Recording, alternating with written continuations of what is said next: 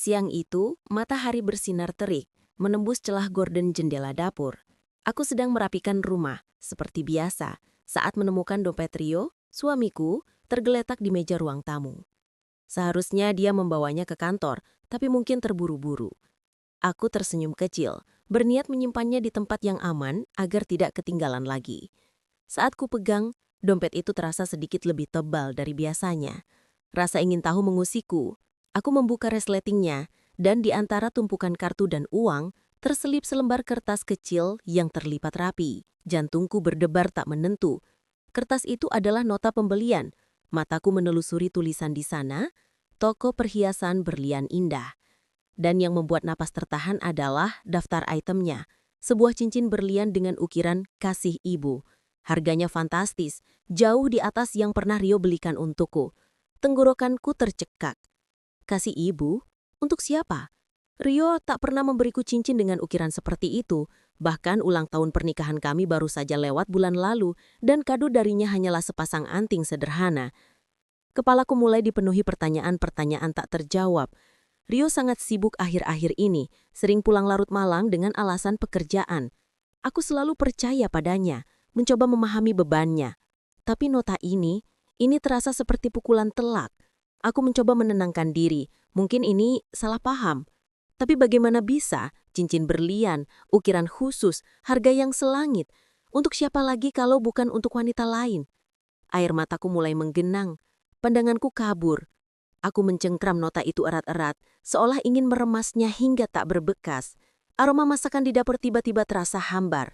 Langit biru di luar jendela seolah mendung kelabu. Dunia yang ku kenal, yang ku bangun bersama Rio selama 5 tahun terakhir, tiba-tiba terasa asing dan penuh keraguan. Aku menghabiskan sisa siang itu dalam keheningan yang menyesakan. Pikiran-pikiran buruk terus berkelebat di benakku, membentuk skenario-skenario menyakitkan. Setiap sudut rumah yang biasanya memberiku rasa nyaman, kini terasa seperti saksi bisu pengkhianatan yang mungkin terjadi. Aku tak bisa makan, tak bisa fokus pada apapun. Hanya nota itu, yang kini kusimpan di laci meja rias, terus membayangiku. Malam harinya, Rio pulang seperti biasa, dengan senyum lelah di wajahnya. "Hai sayang," sapanya sambil mengecup keningku. Aku berusaha membalas senyumnya, tapi rasanya sangat sulit. Kecupan hangatnya kini terasa dingin, penuh kepalsuan. "Bagaimana harimu?" Tanyanya mencoba merangkulku. Aku menepis tangannya perlahan. "Baik," jawabku singkat, suaraku tercekat. Rio menyadari perubahan dalam diriku. "Kamu kenapa? Ada masalah?"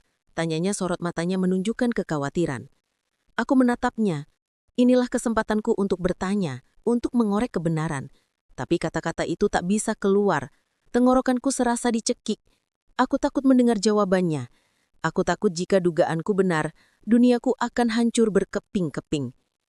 Rio terus menatapku, menunggu jawaban. Aku hanya bisa menggelengkan kepala, lalu berbalik menuju kamar. Di balik punggungku, aku bisa merasakan tatapan bingung Rio. Malam itu kami tidur saling memunggungi, dengan jarak tak kasat mata yang terbentang di antara kami, sejauh jarak kebenaran yang belum terungkap. Keesokan harinya, aku melihat Rio menyiapkan sarapan. Aroma kopi dan roti panggang memenuhi udara. Dia mencoba bersikap biasa, tapi aku tahu dia juga merasakan ketegangan yang sama. "Lani, kita perlu bicara," katanya pelan saat kami duduk di meja makan. Aku menunduk, menghindari tatapannya. "Bicara apa?" tanyaku datar. "Tentang kamu. Kamu tidak seperti biasanya. Apa ada yang mengganggumu?" Suaranya lembut, penuh perhatian. Aku mengambil napas dalam-dalam. Inilah saatnya. Aku mengeluarkan nota itu dari saku bajuku, lalu meletakkannya di meja, tepat di depan Rio. "Ini apa, Rio?" tanyaku, suaraku bergetar. Rio menatap nota itu, lalu menatapku. Ekspresinya berubah, ada keterjukutan, lalu sedikit kepanikan yang tak bisa disembunyikan. Dia meraih nota itu, membacanya cepat. Ini bukan seperti yang kamu kira, Lani." Aku tertawa hambar. "Lalu seperti apa, Rio? Cincin berlian ukiran kasih ibu seharga puluhan juta. Untuk siapa? Ibu kandungmu sudah meninggal bertahun-tahun lalu. Ibu mertuaku juga tidak pernah kubelikan hadiah semahal ini. Aku tahu, kata-kataku menusukku. Tapi aku tidak bisa menahannya lagi. Emosi yang kupendam sejak siang tadi kini meledak. "Apa kamu berselingkuh, Rio? Apa kamu punya wanita lain di belakangku?" Air mataku yang kutahan kini tumpah ruah membasahi pipiku. Rio bangkit dari duduknya, mencoba mendekatiku. Lani, dengarkan aku dulu. Ini tidak seperti yang kamu pikirkan. Aku menggelengkan kepala. Tidak ada yang perlu didengarkan lagi. Bukti ini sudah sangat jelas. Aku berdiri, mendorong kursi hingga menimbulkan suara berderit. Aku tidak menyangka kamu setega ini, Rio. Setelah semua yang kita lalui bersama, kamu bisa melakukan ini padaku. Aku berjalan mundur, menjauh darinya. Hati kecilku berharap dia akan menyangkalnya dengan bukti yang kuat. Tapi hanya kebingungan dan kegugupan yang kulihat di matanya. Aku merasa duniaku runtuh saat itu juga. Rio terlihat sangat terpukul dengan reaksiku. Dia mencoba meraih tanganku, tapi aku sudah berbalik dan lari menuju kamar tidur, membanting pintu di belakangku. Suara benturan pintu itu menggema di seluruh rumah, seolah memecah keheningan dan merobek sisa-sisa kedamaian di antara kami. Aku bisa merasakan tatapan Rio, tatapan yang penuh penyesalan. Tapi bagiku saat itu hanya terlihat seperti tatapan seorang penipu. Di dalam kamar aku menangis terseduh-seduh. Hatiku hancur berkeping-keping. Bayangan Rio dengan wanita lain, memberikan cincin mahal dengan ukiran personal, terus menghantuiku. 5 tahun pernikahan yang aku kira kokoh, kini terasa seperti istana pasir yang runtuh diterjang ombak. Aku merasa bodoh, buta, karena selama ini percaya sepenuhnya pada Rio. Selama ini, aku mengira Rio lembur karena tuntutan pekerjaan. Tapi kini, semua alasannya terdengar seperti kebohongan belaka.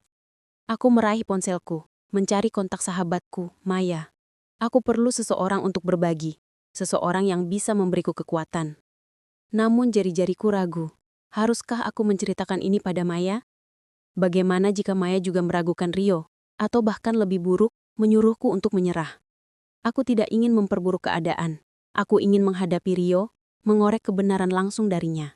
Walaupun rasa sakit itu sudah menusuk relung hatiku. Malam itu suasana di rumah terasa dingin dan hampa. Rio mencoba mendekatiku beberapa kali, mengetuk pintu kamar, memanggil namaku.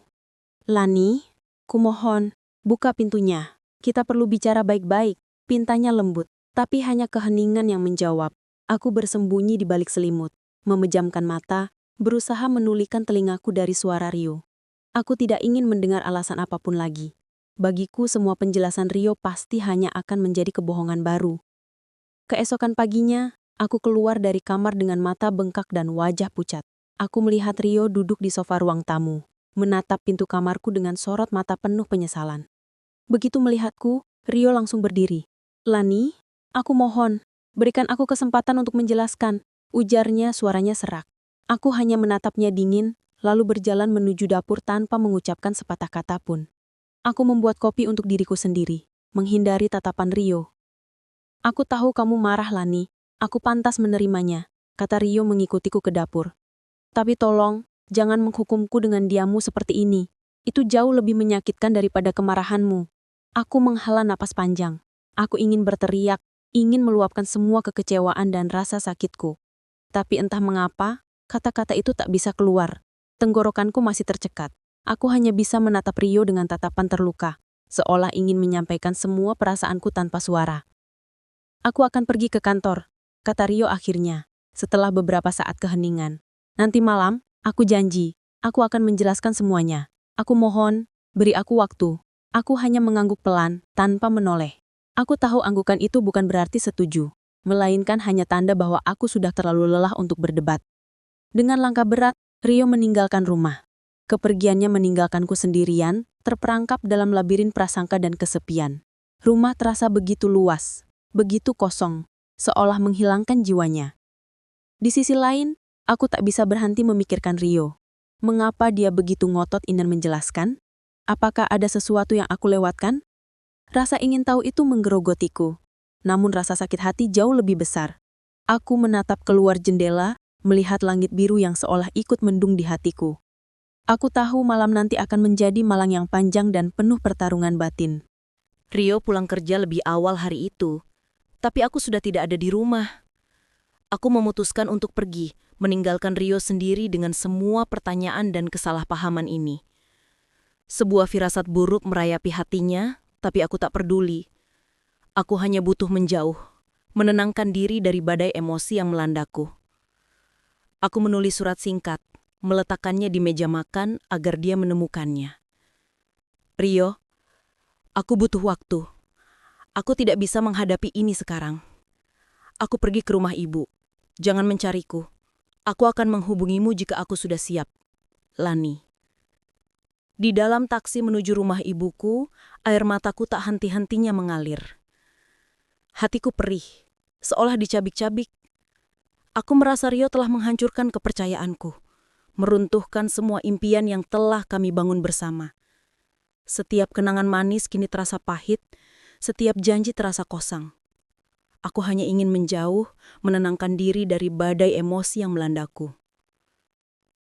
Sesampainya di rumah ibuku, aku langsung disambut dengan pelukan hangat. Ibuku, Bu Indah, menatapku dengan cemas. "Ada apa, Nak? Kenapa matamu sembab sekali?" Tanyanya lembut mengusap pipiku. Aku tak bisa menahan diri lagi. Aku memeluk ibuku erat-erat, menangis terseduh-seduh, menceritakan semua yang terjadi, termasuk nota perhiasan itu. Ibuku mendengarkan dengan sabar, sesekali mengelus rambutku. Ia tahu putrinya sedang sangat terluka. Setelah aku selesai bercerita, ibuku memegang kedua tanganku. "Lani, ibu tahu kamu sakit hati. Tapi, apa kamu yakin Rio akan melakukan itu?" Tanyanya, suaranya penuh kebijaksanaan. "Rio itu anak baik. Selama ini dia sangat mencintaimu. Apa tidak ada kemungkinan lain?" Aku menggelengkan kepala. "Bukti itu sudah jelas, Bu. Cincin berlian dengan ukiran kasih ibu. Siapa lagi kalau bukan untuk wanita lain?" Ibuku menghela nafas. "Ibu tidak bermaksud membela Rio, Nak. Tapi terkadang hal-hal tidak selalu seperti yang terlihat. Coba kamu pikirkan lagi. Apa Rio pernah menunjukkan tanda-tanda perselingkuhan sebelumnya?" Aku terdiam. Aku mencoba mengingat. Rio memang sibuk, tapi dia selalu menyempatkan diri untuk makan malam bersama. Untuk menanyakan kabarku. Dia selalu terlihat lelah karena pekerjaan, bukan karena hal lain. Tidak pernah ada perubahan sikap yang mencolok selain kesibukan itu. Tapi nota itu tetap menjadi ganjalan terbesar di hatiku. "Aku tidak tahu, Bu," jawabku lirih. "Yang jelas, aku butuh waktu untuk berpikir." Saat Rio tiba di rumah ibuku, suasana terasa tegang. Ibuku membukakan pintu, menatap Rio dengan tatapan khawatir. "Lani ada di dalam, Nak, tapi dia tidak mau bertemu denganmu," katanya lembut. Rio mengangguk. "Saya tahu, Bu, tapi saya harus menjelaskan semuanya. Ada kesalahpahaman besar di antara kami." Ibuku mempersilahkan Rio masuk. Aku melihat Rio mendekat, tapi aku langsung berdiri dan berjalan menjauh, memunggunginya. "Lani, kumohon dengarkan aku," kata Rio, suaranya memohon. Aku tidak menoleh. "Tidak ada yang perlu didengar lagi, Rio," kataku suaraku parau. "Semuanya sudah jelas." Rio menghela nafas panjang. Aku bisa merasakan tatapannya. "Baiklah, Lani. Aku tahu ini akan sulit bagimu untuk percaya. Tapi cincin itu memang bukan untukmu. Dan bukan juga untuk wanita lain seperti yang kamu duga." Aku akhirnya menoleh, menatap Rio dengan tatapan curiga. "Lalu untuk siapa? Untuk hantu?" tanyaku sinis. Rio mengambil nafas dalam-dalam. "Cincin itu untuk ibuku." Aku mengerutkan kening. "Ibumu? Tapi ibumu sudah meninggal bertahun-tahun lalu, Rio. Apa maksudmu?" "Ibu kandungku," kata Rio, suaranya bergetar. "Aku baru saja menemukannya, Lani. Setelah puluhan tahun mencari, aku akhirnya menemukan ibu kandungku." Kata-kata Rio bagaikan petir di siang bolong. Aku terdiam, mataku membelalak tak percaya. Ibu kandung? Rio tidak pernah bercerita tentang ini. Bukankah orang tua yang membesarkannya adalah orang tua kandungnya? Semua ini terlalu cukup untuk dicerna. Ibuku yang sedari tadi hanya menyimak, kini juga terlihat terkejut. Aku menatap Rio, menunggu penjelasan lebih lanjut. Suasana di ruang tamu tiba-tiba menjadi hening. Hanya ada suara detak jantungku yang berdebar kencang, mencoba mencerna fakta baru yang mengguncang dunia kecilku. Pertanyaan-pertanyaan baru mulai muncul, menggantikan prasangka lama. Siapa ibu kandung Rio? Kenapa Rio tidak pernah bercerita? Dan kenapa aku harus menemukan nota itu dengan cara yang begitu menyakitkan? Aku menatap Rio. Mataku masih membelalak tak percaya. Ibu kandung? Apa maksudmu, Rio? Aku tidak mengerti. Suaraku tak cekat, antara terkejut dan masih diliputi kecurigaan. Ibuku juga mendekat, menatap Rio dengan tatapan ingin tahu. Rio menghela napas panjang, seolah sedang mengumpulkan seluruh keberaniannya. Dia tahu, ini adalah saatnya untuk mengungkapkan rahasia yang selama ini dia simpan rapat-rapat. Lani, Bu, selama ini aku tidak pernah bercerita tentang ini karena aku sendiri tidak punya cukup informasi. Rio memurai, suaranya pelan dan penuh emosi. Orang tua yang membesarkanku, yang kalian kenal sebagai orang tuaku, adalah orang tua angkat. Mereka mengadopsiku saat aku masih bayi. Aku baru tahu kebenaran ini beberapa tahun yang lalu, setelah ayah angkat meninggal dan ibu angkat sakit keras.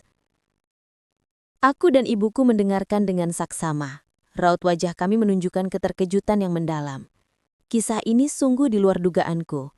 Rio tidak pernah sedikit pun mengisyaratkan hal semacam ini selama 5 tahun pernikahan kami.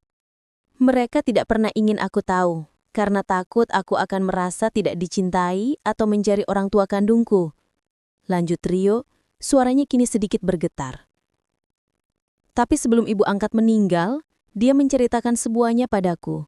Dia bilang ibu kandungku menitipkanku di sebuah panti asuhan karena keadaan yang sangat sulit.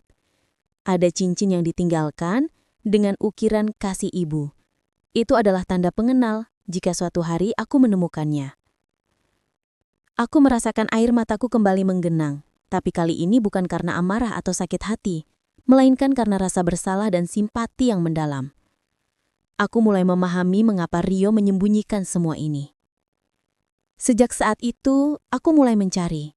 Diam-diam, tanpa sepengetahuanmu, Lani. Aku tidak ingin membebanimu dengan masalah pribadiku. Aku ingin menemukan ibuku dulu, memastikan dia baik-baik saja, baru kemudian aku akan bercerita padamu dan mempertemukan kalian. Rio mengeluarkan foto usang dari dompetnya. Foto seorang wanita muda, tersenyum dengan sorot mata penuh kesedihan, sambil menggendong seorang bayi mungil. Ini adalah foto yang diberikan oleh pihak panti asuhan, ditemukan bersama sebuah surat singkat dari ibuku. Aku meraih foto itu dengan tangan gemetar. Wajah wanita di foto itu memancarkan kehangatan yang sama seperti yang sering kulihat di mata Rio. Hatiku mencelos. Semua prasangkaku, semua amarahku, kini runtuh seketika, berganti dengan rasa malu yang teramat sangat. Aku akhirnya menemukannya 2 minggu lalu, Lani. Rio berkata, suaranya sedikit serau karena menahan emosi. Namanya Ayu. Dia tinggal di luar kota, sendirian. Hidupnya tidak mudah. Aku ingin memberinya sesuatu yang istimewa, sesuatu yang bisa menebus waktu yang hilang. Cincin dengan ukiran kasih ibu itu adalah hadiah pertamaku untuknya. Sebuah simbol bahwa aku tidak pernah melupakannya, dan bahwa kasih sayangnya selalu bersamaku, bahkan ketika kami terpisah. Aku tidak bisa berkata-kata. Aku menatap nota perhiasan yang kini tergeletak di meja, lalu ke foto usang di tanganku, dan akhirnya ke Rio, suamiku. Pria yang selama ini aku curigai, ternyata menyimpan beban rahasia yang begitu besar dan berjuang sendirian untuk menyatukan kembali kepingan masa lalunya. Rasa bersalah menghimpit dadaku. Aku telah melukai Rio dengan prasangka-prasangkaku, dengan kemarahanku yang membabi buta. Rio, aku memulai, tapi suaraku tersangkut di tenggorokan. Air mataku kini tumpah, bukan lagi air mata kesedihan, melainkan air mata penyesalan yang mendalam. Aku merasa begitu bodoh, begitu dangkal, karena telah berpikir yang terburuk tentang suamiku sendiri. Rio mendekat, lalu berlutut di hadapanku. Aku minta maaf, Lani. Maaf karena tidak jujur padamu.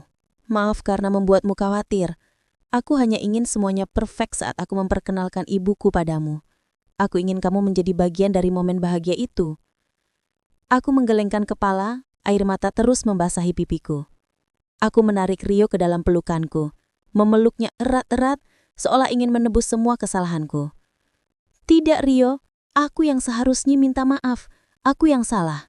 Aku terlalu cepat berprasangka, terlalu mudah percaya pada dugaanku sendiri. Aku tidak memberimu kesempatan untuk menjelaskan. Aku minta maaf, Isaku. Ibuku mendekatiku dan Rio mengusap punggungku dengan lembut.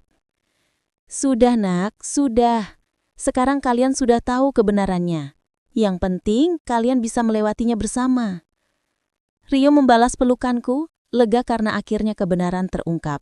Dia tahu akan butuh waktu bagiku untuk memproses semua ini. Tapi setidaknya dinding kesalahpahaman di antara kami sudah runtuh. Namun di dalam hatinya, Rio masih menyimpan sedikit kekhawatiran. Apakah aku akan bisa menerima fakta tentang ibu kandungnya? Apakah aku akan bersedia menjadi bagian dari keluarga barunya?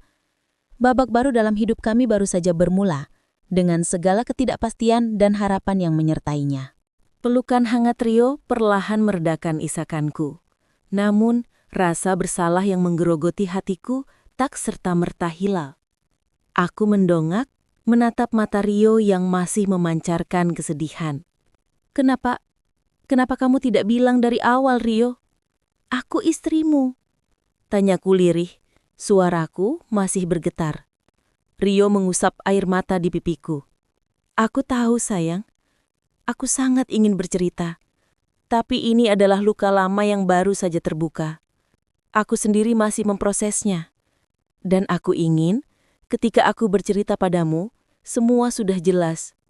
Aku tidak ingin membebanimu dengan proses pencarianku yang penuh ketidakpastian. Dia berhenti sejenak, menatap ibuku.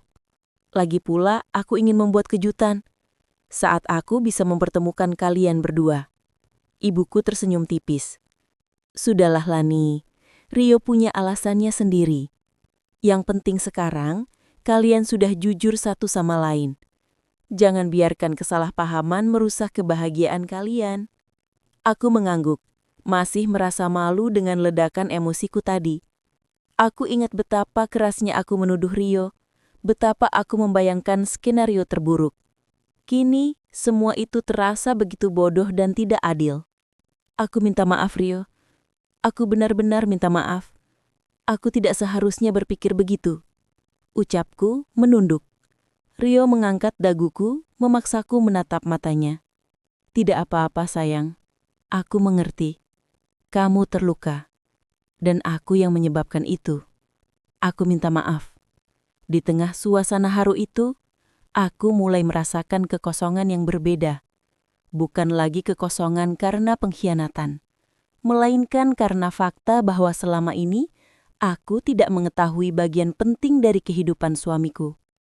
Ada celah informasi yang besar, sebuah rahasia yang disimpan rapat-rapat oleh Rio dan baru terungkap sekarang. Jadi, ibu kandungmu, apa dia tahu tentang kamu? Tanyaku pelan, mencoba memahami lebih jauh. Rio mengangguk. Ya, dia tahu. Aku sudah bertemu dengannya beberapa kali. Dia sangat bahagia.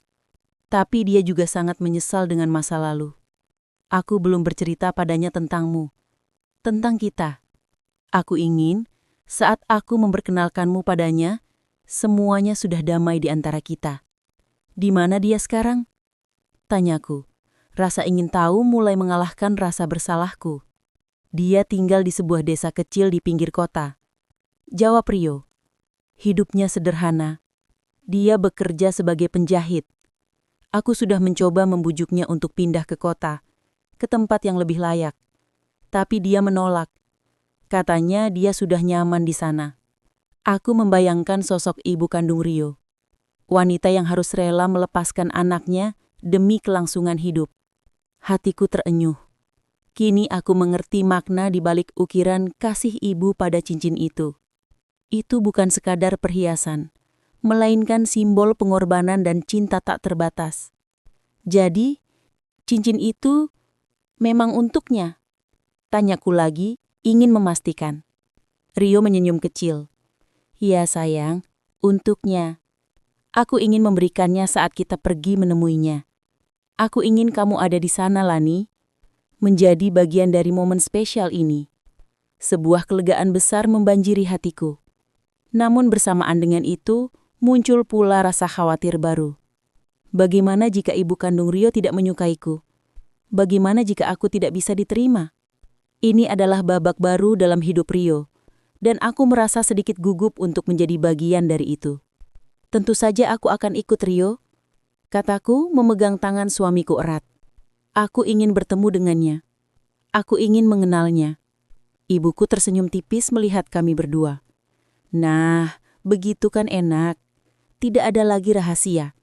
Sekarang kalian harus fokus membangun kebahagiaan kalian lagi. Malam itu, Rio dan aku akhirnya bisa berbicara dari hati ke hati tanpa ada lagi dinding di antara kami.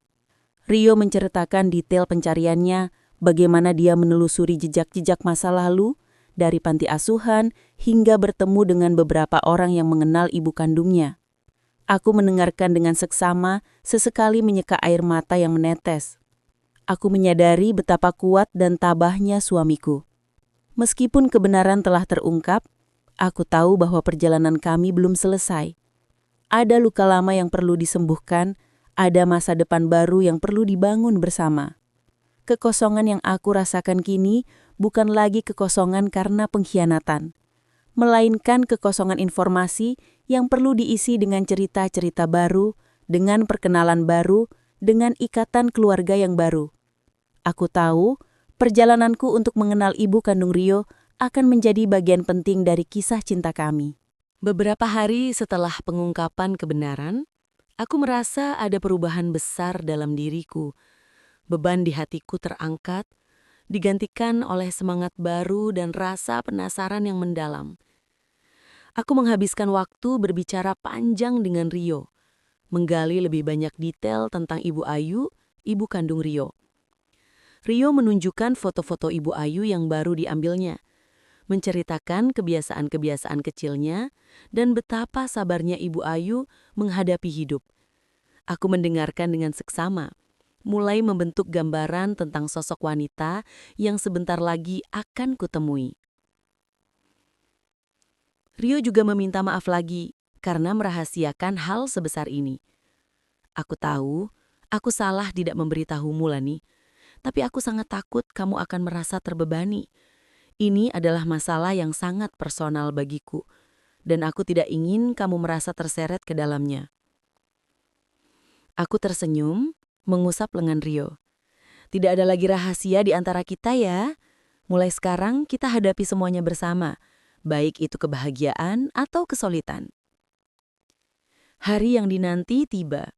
Rio memutuskan untuk memperkenalkan aku kepada Ibu Ayu di sebuah restoran sederhana di luar kota, dekat dengan tempat tinggal Ibu Ayu. Dia ingin suasana yang intim dan tidak terlalu formal. Rio telah memberitahu Ibu Ayu bahwa dia akan datang bersama istrinya. Dalam perjalanan, aku merasa jantungku berdebar kencang. Aku mengenakan baju terbaikku, mencoba terlihat serapih mungkin. Aku ingin meninggalkan kesan yang baik. Di sisi lain, Rio menggenggam tanganku erat, seolah menyalurkan kekuatan. "Jangan khawatir sayang, ibu pasti akan menyukaimu," bisik Rio. Saat Rio dan aku mendekat, Ibu Ayu menoleh. Senyum tipis terukir di wajahnya. Mata Ibu Ayu langsung tertuju padaku. Ada rasa ingin tahu yang besar di sana. "Ibu," sapa Rio, sambil mencium tangan Ibu Ayu. "Ini Lani, istriku." Aku membungkuk hormat, lalu mencium punggung tangan Ibu Ayu dengan lembut. "Assalamualaikum Bu Ayu, saya Lani," kataku, suaraku sedikit bergetar. Ibu Ayu balas tersenyum, membalas genggaman tanganku. "Waalaikumsalam, Nak Lani. Cantik sekali kamu." Suara Ibu Ayu lembut menenangkan. Aku merasa sedikit lega. Kami duduk dan suasana awal terasa sedikit canggung. Aku mencoba mencari topik pembicaraan, tapi kata-kata terasa sulit keluar. Aku terus mencuri pandang ke Ibu Ayu, mengamati setiap detail wajahnya. Ada kemiripan yang jelas antara Ibu Ayu dan Rio, terutama di bagian mata dan senyumnya. Rio yang melihat kecanggungan itu mencoba mencairkan suasana. Lani ini pandai memasak, Bu. Masakan kesukaan Rio, dia selalu bisa membuatkannya. Ibu Ayu tersenyum. Oh iya, bagus sekali. Kalau Rio dari kecil memang suka makan. Dulu waktu kecil, dia selalu merengek minta dibikinkan bubur ayam. Kata-kata Ibu Ayu membuatku tertegun. Bubur ayam? Rio memang sangat suka bubur ayam. Dia selalu menganggap itu adalah masakan kesukaan ibu angkatnya. Kini aku menyadari, itu mungkin adalah ingatan bawah sadarnya tentang ibunya yang dulu. Ibu, apakah Rio dulu suka bubur ayam buatan ibu? Tanyaku perlahan. Ibu Ayu mengangguk, matanya berkaca-kaca. Dulu waktu dia masih bayi, dia sering sakit-sakitan. Saya hanya bisa memberinya bubur ayam. Setiap kali dia makan, dia selalu tersenyum. Itu yang selalu saya ingat.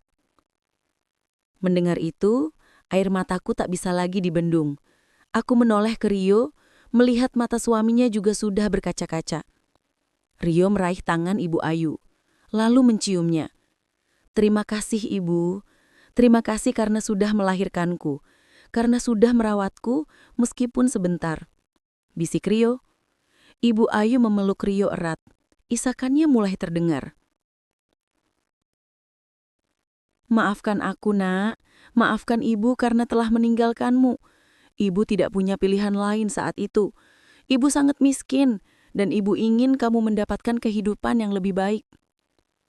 Aku ikut terharu melihat pemandangan itu. Aku merasa menjadi saksi bisu sebuah penyatuan yang telah lama terpisah. Di tengah keharuan itu, Rio teringat akan hadiahnya yang dibawa. Ia mengeluarkan kotak perhiasan dari saku jasnya, lalu menyerahkannya kepada Ibu Ayu. Ini untuk Ibu, kata Rio, suaranya tercekat. Suatu tanda bahwa kasih Ibu selalu bersamaku. Ibu Ayu membuka kotak itu dengan tangan gemetar. Saat melihat cincin berlian dengan ukiran kasih Ibu, matanya membelalak tak percaya. Air matanya semakin deras.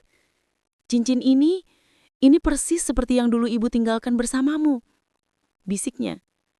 Rio mengangguk. Iya, Bu, ini dari panti asuhan. Mereka bilang Ibu meninggalkan cincin seperti ini. Ibu Ayu memakai cincin itu di jarinya. Cincin itu pas sekali. Ia menatap Rio, lalu aku, dengan senyum yang dipenuhi kebahagiaan dan rasa syukur. Terima kasih, Nak. Terima kasih banyak. Ini adalah hadiah terindah yang pernah Ibu terima. Aku tersenyum tulus, merasa lega melihat kebahagiaan Ibu Ayu. Aku menyadari bahwa perjalananku dengan Rio untuk menemukan ibu kandungnya adalah sebuah anugerah. Sebuah babak baru yang penuh makna yang akan semakin mempererat ikatan cinta kami. Air mata kebahagiaan mengalir di pipiku, membasahi senyumku. Kini aku tahu, aku tidak salah mencintai Rio. Aku juga tidak salah berprasangka, karena semua ini adalah bagian dari takdir yang indah. Setelah momen haru di restoran, aku, Rio, dan Ibu Ayu memutuskan untuk pergi ke rumah Ibu Ayu. Aku ingin melihat langsung bagaimana Ibu Ayu tinggal dan ingin menghabiskan lebih banyak waktu untuk mengenalnya. Rumah Ibu Ayu sederhana, namun bersih dan tertata rapi. Aroma bunga melati yang ditanam di halaman depan menyambut kami, memberikan kesan damai. Di dalam rumah, Ibu Ayu menyiapkan teh hangat dan beberapa kue tradisional. Aku membantu di dapur, mencoba belajar tentang kebiasaan Ibu Ayu. Kami berbicara banyak hal, dari masa kecil Rio yang diceritakan Ibu Ayu, hingga kehidupan Ibu Ayu saat ini sebagai penjahit. Aku menyadari betapa kuatnya sosok Ibu Ayu. Meski hidup dalam kesederhanaan, ia tidak pernah kehilangan semangat dan kebaikan hatinya. Saat kami duduk di ruang tamu yang sederhana, dengan teh hangat mengepul di meja, Ibu Ayu mulai bercerita lebih banyak tentang masa lalunya. Kisah yang selama ini menjadi misteri bagi Rio, kini perlahan terungkap di hadapanku. Dulu, Ibu menikah muda, Nak. Ibu Ayu memulai. Suaranya pelan. Suami Ibu, ayah kandung Rio, adalah seorang pelaut. Dia sering pergi berlayar, berbulan-bulan tidak pulang. ibu sangat mencintainya. Tapi takdir berkata lain. Ibu Ayu menghela napas panjang, matanya menerawang jauh, seolah kembali ke masa lalu. Suatu hari, ada kabar bahwa kapal suamiku tenggelam di laut lepas. Tidak ada yang selamat. Ibu sangat terpukul. Saat itu, ibu sedang mengandung Rio. Ibu merasa duniaku hancur. Aku meraih tangan Ibu Ayu, menggenggamnya erat. Hatiku ikut merasakan kepedihan yang mendalam. Rio juga menunduk, mendengarkan kisah tragis yang baru kali ini ia dengar secara langsung.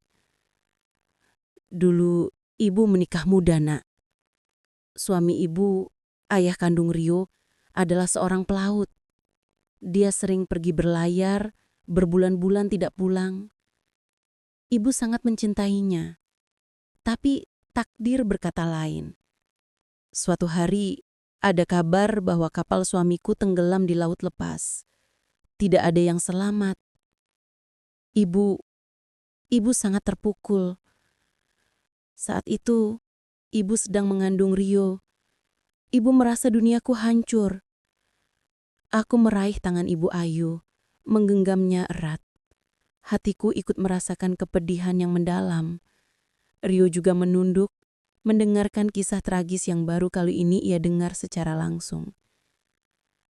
Setelah suamiku meninggal, hidup ibu sangat sulit, Nak. Keluarga suamiku tidak menerima ibu. Mereka menganggap ibu pembawa sial. Keluarga ibu sendiri juga tidak mampu membantu banyak. Lanjut Ibu Ayu sedikit bergetar. Ibu harus berjuang sendirian, melahirkan Rio, merawatnya. Ibu bekerja apa saja, mencuci baju orang, membersihkan rumah, agar Rio bisa makan. Air mata mulai mengalir di pipi Ibu Ayu, begitu juga aku. Rio mendekat, memeluk bahu ibunya. Ibu, jangan lanjutkan kalau ibu tidak kuat, bisik Rio. Ibu Ayu menggeleng. Tidak, Nak. Ibu harus menceritakannya. Kamu berhak tahu. Ibu ingin kamu tahu betapa ibu mencintaimu, Nak. Saat itu, Rio masih sangat kecil, sering sakit-sakitan. Ibu tidak punya uang untuk membawanya ke dokter. Ibu merasa sangat putus asa. Ibu takut tidak bisa memberikan yang terbaik untukmu, Nak. Ibu takut kamu tidak akan bertahan hidup jika terus bersama ibu yang miskin ini. Ibu Ayu kini menangis terseduh-seduh. Itulah sebabnya ibu memutuskan untuk menitipkanmu di panti asuhan. Ibu tahu, itu adalah keputusan yang sangat berat. Keputusan yang akan ibu sesali seumur hidup. Tapi ibu pikir, itu adalah satu-satunya cara agar kamu bisa hidup lebih baik. Aku memeluk Ibu Ayu erat-erat. Ikut menangis bersamanya. Aku bisa merasakan betapa hancurnya hati seorang ibu yang harus melepaskan anaknya demi masa depan yang lebih baik. Rio juga memeluk ibunya, menciumi keningnya. Ibu tidak salah, Bu. Ibu melakukan yang terbaik. Terima kasih, Bu. Terima kasih karena sudah memberiku kesempatan hidup, kata Rio, suaranya serak. Ibu Ayu menyeka air matanya, lalu tersenyum tipis. Ibu selalu berharap suatu hari nanti kamu akan menemukan ibu. Ibu selalu berdoa, dan akhirnya doa ibu terkabul. Ibu Ayu menatapku, dan ibu juga sangat bersyukur Rio memiliki istri sebaik dan secantik kamu, Nak Lani. Kamu pasti sangat sabar menghadapi Rio. Aku tersenyum, merasakan kehangatan yang tak terhingga dari Ibu Ayu. Aku melihat Rio, suamiku, kini menjadi sosok yang lebih lengkap, lebih utuh. Luka lama yang selama ini tersembunyi, kini telah terungkap dan mulai mendapatkan penyembuhan. Di balik semua prasangka, amarah, dan kesalahpahaman, tersimpan sebuah kisah pilu tentang pengorbanan seorang ibu dan perjuangan seorang anak untuk menemukan akar-akar kehidupannya. Aku menyadari insiden nota perhiasan itu, meskipun menyakitkan, adalah sebuah berkah tersembunyi. Tanpa itu, mungkin kebenaran ini tidak akan terungkap secepat ini. Tanpa itu, Mungkin aku tidak akan pernah bertemu dengan Ibu Ayu, sosok wanita kuat yang telah melahirkan suamiku. Kisah ini telah mengubah pandanganku tentang hidup, tentang cinta, dan tentang arti sebuah keluarga. Aku merasa lebih matang, lebih bijaksana, dan lebih bersyukur atas segala yang aku miliki. Malam itu, di rumah sederhana Ibu Ayu, kami berbagi kehangatan dan cerita, merajut kembali benang-benang keluarga yang sempat terputus. Aku tahu ini adalah awal dari babak baru yang indah bagi kami semua. Beberapa minggu berlalu sejak pertemuan pertama yang penuh haru dengan Ibu Ayu. Rio dan aku kini secara rutin mengunjungi Ibu Ayu setiap akhir pekan. Aku bahkan mulai membantu Ibu Ayu dengan usaha jahitannya, belajar pola-pola baru, dan membantu pemasaran. Kedekatan kami terjalin begitu cepat, seolah ada ikatan batin yang tak terucap. Aku merasa seperti memiliki seorang ibu baru, sosok yang memberiku kehangatan dan kebijaksanaan. Rio pun terlihat jauh lebih bahagia. Beban yang selama ini ia pikul seorang diri kini terasa ringan. Ia memiliki aku di sisinya, yang mendukungnya sepenuhnya, dan Ibu Ayu yang kembali mengisi kekosongan di hatinya. Rio sering bercerita kepadaku tentang masa kecilnya yang samar-samar ia ingat, tentang aroma masakan Ibu Ayu, dan bagaimana Ibu Ayu selalu menyenandungkan lagu pengantar tidur. Aku mendengarkan dengan penuh perhatian, mencoba membayangkan Rio kecil dalam pelukan ibunya. Suatu sore, saat kami sedang duduk santai di teras rumah Ibu Ayu, aku menatap Ibu Ayu dengan senyum. "Bu, kenapa Ibu tidak mau pindah ke kota saja? Rio sudah menyiapkan tempat yang lebih nyaman untuk Ibu." Ibu Ayu tersenyum lembut mengusap tanganku. "Terima kasih, Nak Lani, Nak Rio. Ibu sangat menghargai tawaran kalian. Tapi Ibu sudah nyaman di sini. Tetangga-tetangga di sini sudah seperti keluarga Ibu sendiri. Lagi pula, di sini tenang. Ibu suka suasana pedesaan." Rio menghela napas. "Tapi Ibu sendirian di sini. Kami khawatir." "Ibu tidak sendiri, Nak," kata Ibu Ayu, menatap Rio dan aku bergantian. "Sekarang Ibu punya kalian. Itu sudah lebih dari cukup. Kalian sering datang menjenguk Ibu, itu sudah membuat Ibu sangat bahagia." Meskipun aku dan Rio masih sedikit khawatir, kami menghargai keputusan Ibu Ayu. Kami berjanji akan lebih sering mengunjungi Ibu Ayu dan memastikan kebutuhannya selalu terpenuhi. "Bu, apakah Ibu tidak pernah berpikir untuk mencari suami lagi?" Tanyaku tiba-tiba, sebuah pertanyaan yang selama ini mengganjal di benakku. Ibu Ayu tersenyum tipis, matanya menerawang. "Dulu, Ibu pernah berpikir begitu. Tapi tidak ada yang bisa menggantikan ayahmu, Nak Rio. Cinta Ibu hanya untuknya. Lagi pula, Ibu sudah bahagia dengan hidup Ibu sekarang." Aku dan Rio merasa kagum dengan kesetiaan Ibu Ayu. Cinta yang begitu tulus, yang tetap bertahan meski terpisah oleh maut dan waktu. Kisah cinta orang tua Rio menjadi inspirasi bagi kami untuk semakin menghargai hubungan kami. Namun di balik semua kebahagiaan ini, ada satu hal yang masih mengganjal di hatiku. Aku masih merasa bersalah atas prasangka burukku terhadap Rio. Meskipun Rio sudah memaafkanku, aku merasa perlu menebus kesalahanku dengan cara yang lebih nyata. Aku ingin menunjukkan kepada Rio bahwa aku benar-benar menyesal dan akan selalu percaya padanya. Suatu malam, Rio dan aku sedang duduk di ruang tamu. Aku menatap Rio yang sedang asik membaca buku. "Rio," panggilku lembut. Rio menoleh, meletakkan bukunya. "Iya sayang." Aku masih merasa bersalah tentang kejadian nota itu. Aku tahu kamu sudah memaafkanku, tapi aku merasa harus melakukan sesuatu untuk menebus kesalahanku. Rio tersenyum, lalu meraih tanganku. "Tidak perlu sayang, aku sudah melupakan itu. Yang penting sekarang kita sudah belajar dari sana dan kita tidak akan mengulanginya lagi." "Tapi aku ingin Rio," kataku menatap mata suaminya. "Aku ingin menunjukkan padamu bahwa aku sepenuhnya percaya padamu. Aku ingin menjadi pasangan yang lebih baik untukmu." Rio menatapku dengan tatapan penuh cinta.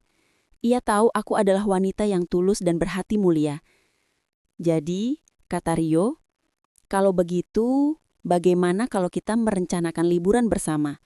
Kita pergi ke suatu tempat yang belum pernah kita kunjungi. Kita bisa menghabiskan waktu berdua dan memulai lembaran baru dalam hubungan kita. Mataku berbinar. Itu ide yang bagus, Rio. Liburan itu menjadi titik balik bagi hubungan kami. Kami menjelajahi tempat-tempat baru, berbagi tawa dan mengukir kenangan indah. Aku merasa ikatan kami semakin kuat, semakin dalam. Aku menyadari cinta sejati adalah tentang kepercayaan, pengertian, dan kemampuan untuk memaafkan. Kini setiap kali aku melihat cincin kasih ibu di jari Ibu Ayu, aku tidak lagi merasakan sakit hati atau kecurigaan. Sebaliknya, aku merasakan kehangatan, kebahagiaan, dan rasa syukur yang mendalam. Cincin itu bukan lagi simbol pengkhianatan, melainkan simbol cinta yang abadi, pengorbanan seorang ibu, dan sebuah pelajaran berharga tentang kekuatan prasangka dan keindahan kebenaran. Masa depan kami terbentang luas. Hidupku dan Rio kini terasa lebih lengkap. Kehadiran Ibu Ayu membawa kehangatan baru dalam keluarga kami. Setiap akhir pekan, kami selalu menyempatkan diri untuk berkunjung, membawa bahan makanan, membantu merapikan rumah, atau sekedar berbincang-bincang. Aku seringkali meminta Ibu Ayu untuk mengajariku resep masakan tradisional, termasuk bubur ayam kesukaan Rio, yang kini memiliki makna ganda bagi Rio. Aku merasa hubunganku dengan Rio semakin matang. Kami tidak lagi mudah berprasangka, melainkan selalu berusaha untuk berkomunikasi secara terbuka. Pengalaman pahit di awal telah menjadi pelajaran berharga yang menguatkan ikatan kami. Rio semakin menghargai aku, menyadari betapa besar cinta dan kesabaran istrinya. Ia juga sering mengungkapkan rasa terima kasihnya karena aku telah menerima Ibu Ayu dengan sepenuh hati. Terima kasih banyak, Lani. Kamu benar-benar anugerah dalam hidupku, kata Rio suatu malam sambil memelukku erat. Tanpa kamu, mungkin aku tidak akan sebahagia ini. Aku tersenyum menyadarkan kepalaku di dada Rio. Kita berdua saling melengkapi, Rio. Aku juga banyak belajar darimu. Tentang kesabaran, tentang perjuangan, dan tentang bagaimana menghadapi kenyataan pahit dengan ketegaran. Namun di tengah kebahagiaan yang baru kami temukan, ada satu hal yang masih mengusik pikiranku. Aku teringat akan masa lalu Ibu Ayu, tentang kesulitan yang dihadapinya saat muda. Aku tahu, Ibu Ayu adalah wanita yang kuat, tapi aku juga merasakan ada luka yang belum sepenuhnya tersembuhkan di hati Ibu Ayu.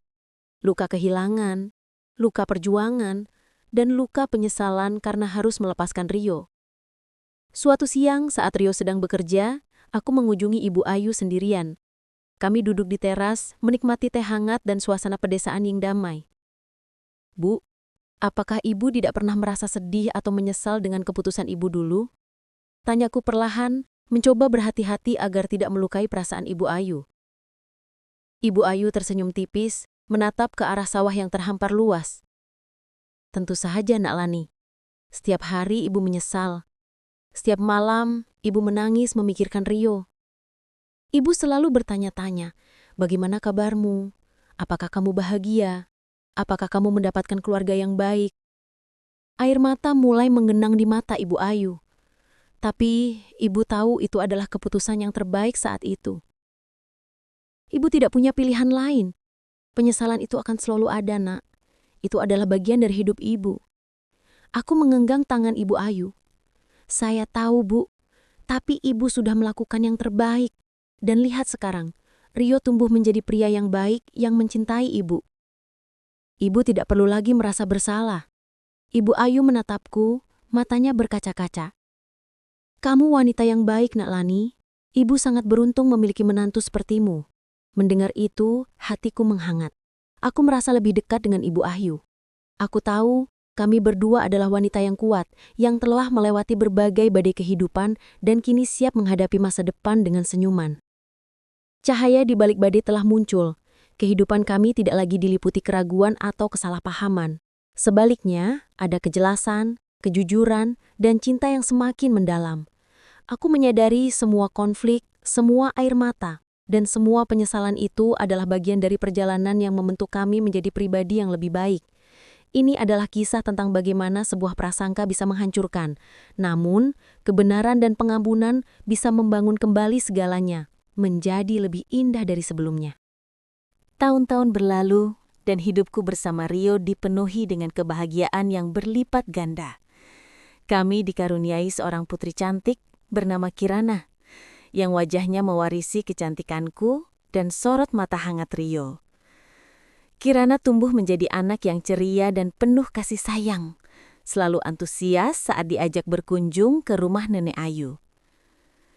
Ibu Ayu, yang kini sudah semakin menua, merasakan kebahagiaan yang tak terhingga.